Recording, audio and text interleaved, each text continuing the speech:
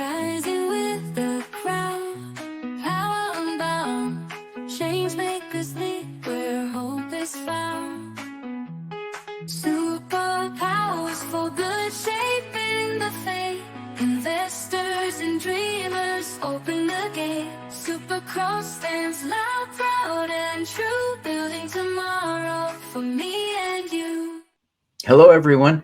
We are so fortunate today. We have with us Usha Devi Venkatachalam. She is the CEO and founder of Krishi Janani, and she is doing amazing, amazing things with at the intersection of, kind of the most interesting place you could imagine. She's got high-tech development going on in the world of smallholder agriculture in the least developed parts of the world.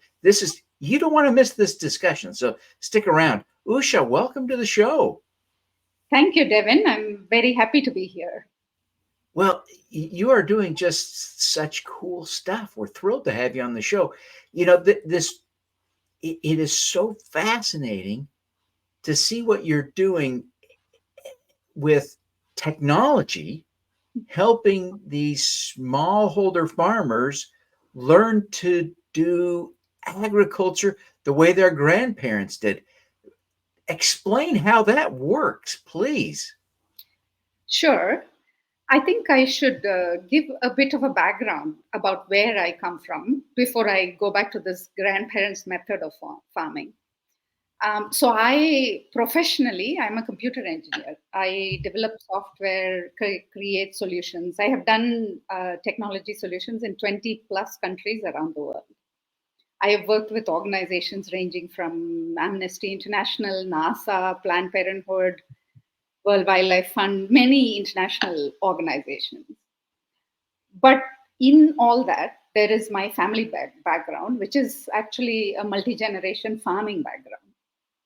So when I see what happens with food, agriculture, nutrition, it sort of shocks me because I use a slide for my pitch and for everything else, which actually shows how research shows that our soil has been depleted so much that for the same amount of vitamin A that my grandparents would have gotten with their method of farming in one orange,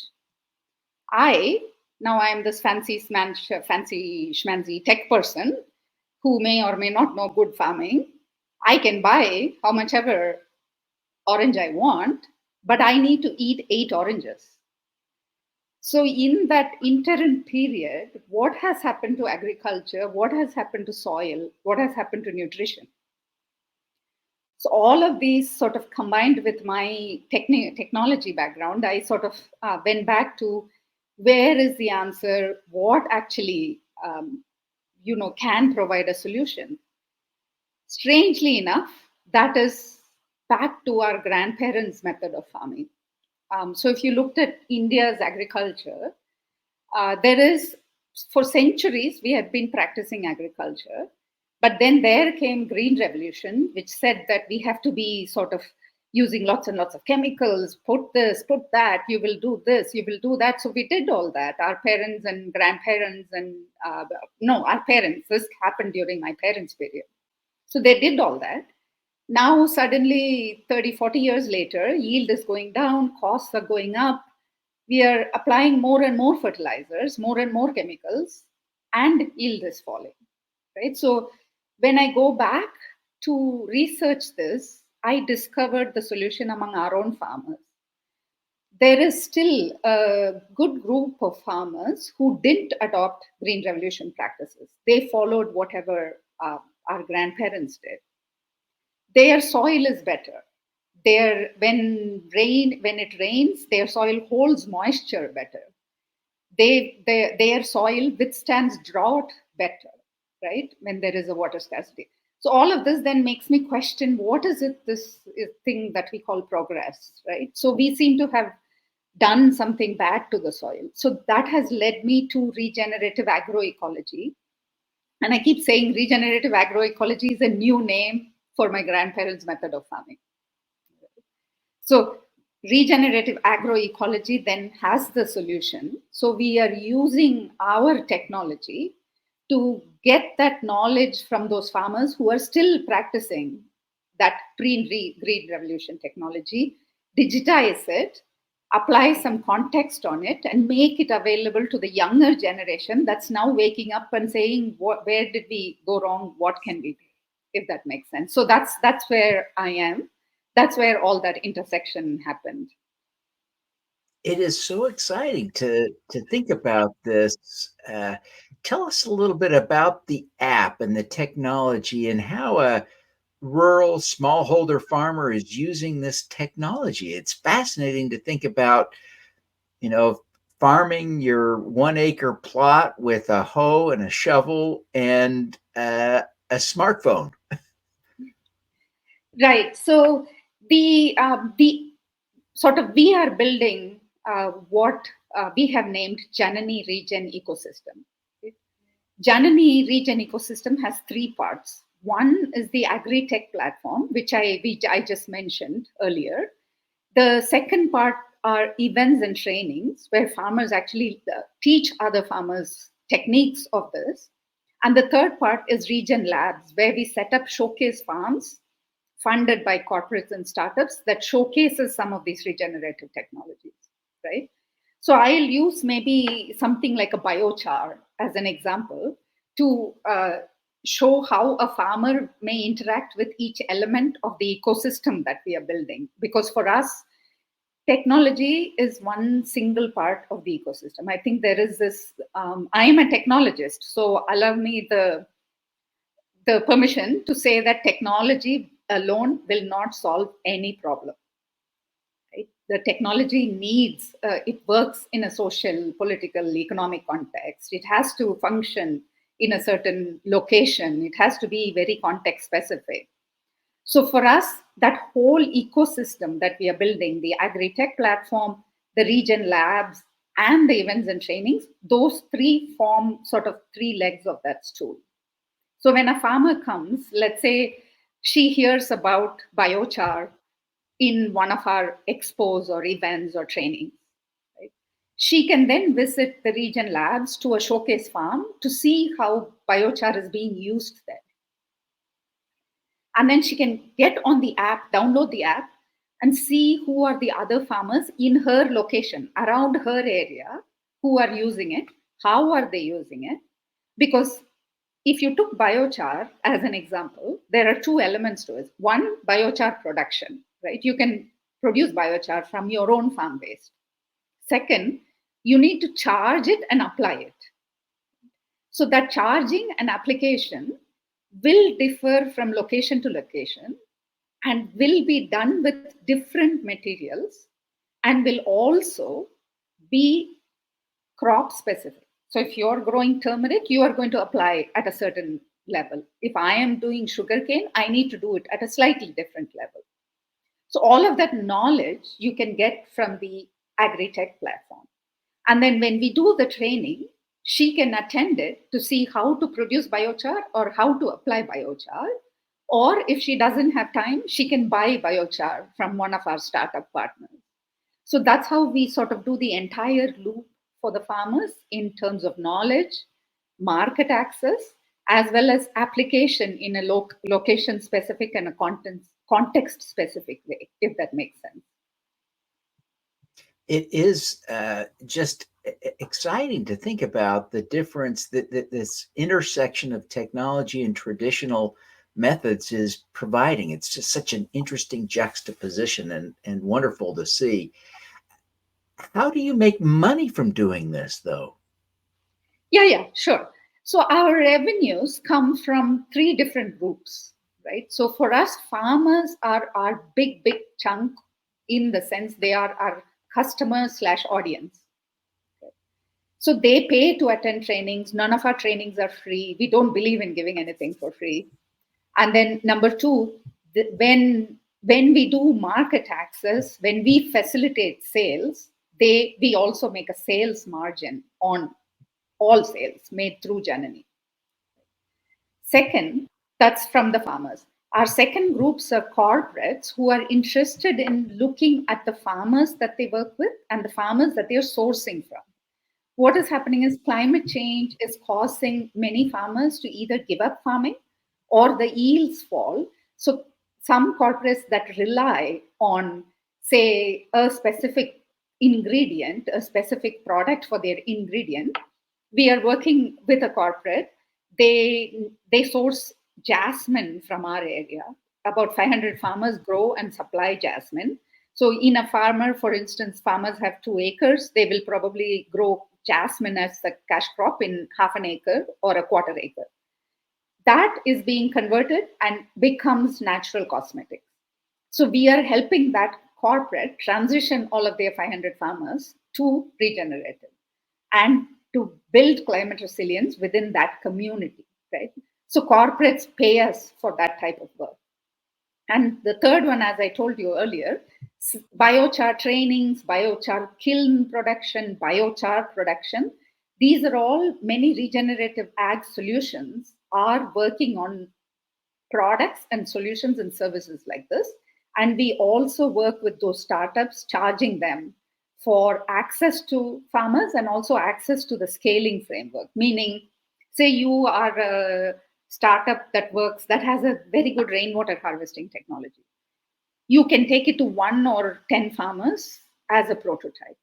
But we can help you take it to 100 farmers in one community, and doing 100 rainwater harvesting in one community is what we call deep impact, deep community level impact. The startup benefits, we benefit, farmers benefit, and we also bring in educational partners to actually do the science and data behind what happened to the groundwater before and after, right? That again is paid with grants and revenue share with the startups, right? So our revenue stream again is from farmers, corporates, and startups and social enterprises. And we also have plans to build out this entire model and license it to other countries, especially the software. So software licensing to another country, that's what we are now currently fundraising to actually grow and scale outside of the context that we are in. Wow. This is really wonderful stuff that you're doing and exciting to see. I really commend you for this. Just the innovation required to see a path to deploy technology in strategic ways in taking people back to traditional forms of agriculture. It's brilliant. Brilliant. I love it. And I want to see you succeed. Well, listen, everyone, I'm here with Usha Devi Venkatachalam. She is the CEO and founder of Krishi Janani, an amazing human being and a great technologist and leader. And we're going to take a quick break now. But when we come back, we're going to talk to her about her superpowers. So stick around. You don't want to miss this. You can get in on the ground floor to help fix the climate crisis for as little as $100. Pause now to scan the QR code to get started or visit s4g.biz/raisegreen. You can be a green at Raise Green. Want to learn from the world's great change makers? Find your superpower. Subscribe to the Superpowers for Good newsletter at superpowersforgood.com. Make your strengths into superpowers that will change the world. Join the super crowd today. Superpowers4good.com. Hope to raise money from the impact crowd. Good investors are as interested in community, social or environmental impact as you. Connect with Funding Hope, an SEC-registered FINRA member crowdfunding portal to learn how to raise capital from the impact crowd. Scan the QR code now. Welcome back, everyone. We're here with Usha Devi Venkatachalam. She's the CEO and founder of Krishi Janani and doing amazing things. We've been talking about her amazing work at the intersection of traditional farming for smallholder farmers in rural India and elsewhere around the planet with technology. What a fun discussion we've had. But we're going to shift gears now to talk to her about her superpower. So stick around. You don't want to miss this conversation. Usha, what you're doing is just remarkable. And I think about your technology background and your career in technology, and then shifting to be of such tremendous service, such tremendous value to the world, right? To human beings and to the planet, both with this effort at Krishi Janani. What is your superpower? I was quite afraid of this question, but the sort of when I say my superpower, it may not sound like a superpower, but I will explain why that is my superpower. My superpower is that I don't belong. I don't belong anywhere. Which, if you looked at it, I lived in India.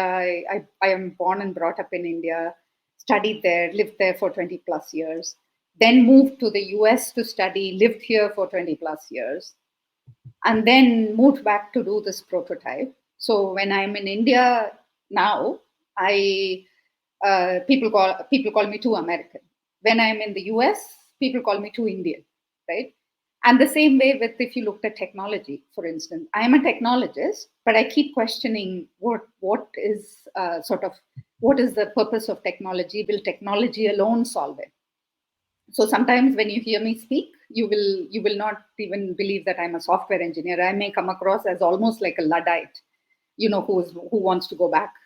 So I don't belong there either. And but where my superpower comes then is that I actually quite like not belonging, because that then gives me this sort of very good, or rather very nice way of looking at something and then saying, I love this thing, but this can be improved. And I understand how I also love many other things. So let me go and sort of build something with it, right? So what that does, I'll explain it. So when I am in India, they are going to tell me that I am American, which is fine, because then I can be the bridge between India and America. And I love India, I love America, so I can see what the positive points are in both, and I can build something that I feel comfortable building. That can only come when you don't fully belong, or rather when you don't fully accept everything as given. That not belonging also helps me to be very grateful, right? So that not belonging makes me very grateful for the opportunities I got. Not everyone in India gets to come to the US, study, live, make a profession, and be able to do something, especially for social change, right? But people, so I'm very blessed in that way. I'm very grateful for that. So that's why I said not belonging is my superpower. But then that makes me love many countries, many cultures. I did my executive leadership program in Amsterdam, so I have fond memories of school there, my friends there. So it's like, when you love many countries, when you love many cultures, when you are grateful for many countries and cultures and friends and all your learning, you can be a really good bridge builder. And that is why we keep harping on this ecosystem as one way. We are all products of our ecosystem. So that's my superpower. It's a fascinating superpower. I love that, and you're right. You said at the top, you said, "Well, you won't think this is a superpower, but I'll explain why it is." And I see it. I see how not belonging can become a superpower, because you become an intermediary instead of being locked in to a single perspective. I love how you love Amsterdam. I love Amsterdam too. It's it's fascinating. Can you think of a specific time or occasion where you used that superpower, that that a specific occasion that would illustrate the use of your superpower as a kind of a go-between, an intermediary, a connector? Sure. So for me, for instance, the two things. One, my profession or even what we are trying to do now, regenerative agroecology, right? So technology and connecting it to regenerative agroecology and connecting it to my tradition and history and what happened in India during Green Revolution. All of this means that you have to sort of not belong to or not accept or not get any sort of, I don't want to be brainwashed into believing Green Revolution was bad or good, right? So if I don't belong to either, then I can actually sit down and say there are good things with it, there are bad things with it. So how do we adopt the good things, and how do we sort of leave out the bad things, right? So the same thing goes with, say, I am a woman and growing up as a girl, young girl and I must also confess that not belonging and understanding it as a superpower is not something that I did when I was young, right? When you're young, you're a girl, you're trying to study things or do things that typically girls don't do. Then you feel so much angst and sort of, what am I, why don't I belong? So that acceptance took me a long time to arrive. So to now I'm able to see it as my superpower, right? So in that way, for me, I am able to do things from a perspective of as I said, bridge building and love. And to me, our solutions then come from that. And say, for instance, now if I go back and someone says girls don't do this or women don't do that, I either there or here, everywhere, this gendered perspective of life, I am able to also handle it better. And I'm also able to say, okay, look, you have very outdated imagination of what a girl or a woman should do. However, I am actually at a place where I can try to bring in another perspective into your world from a position of, I like you, right? I don't hate you because of that. Does that even make sense? Yeah, yeah. This is fascinating. I wonder, I think all of us could develop more perspective, a clearer view of maybe an outsider's perspective. There's got to be a way for us to develop that ability, at least a little bit, even if we can't have that be a superpower like you. How would you coach us to get that broader perspective, to see the world a little less myopically? I think two things I will highly recommend for everyone. One, travel, especially travel outside your comfort zone. And then two, travel outside your comfort zone with humility, right? So let's say I welcome all of you to come visit us. We are on a farm in Tamil Nadu in southern India. So when you come there, of course, we have fast internet connection, but other than that, when you come there, some of the luxuries that I may take granted in the US may not be available. However, there are plenty of other things, plenty of other valuable things that are available in that setting, right? So travel outside of your comfort zone, but with humility, and also be open to enjoying whatever comes your way. That I think will sort of, I think when we start seeing everybody and everything as a big sort of interlinked chain in the ecosystem, whether it's trees or whether it's animals or whether it's other human beings in different cultures from our own, just getting that perspective then becomes very easy. Or at least that's what I feel. Yeah, I think that's a great tip. I could see how the travel I've done has helped broaden my perspective. I'm certainly no Usha, but I have developed a little more perspective from my travel. So I think that's a really valid point.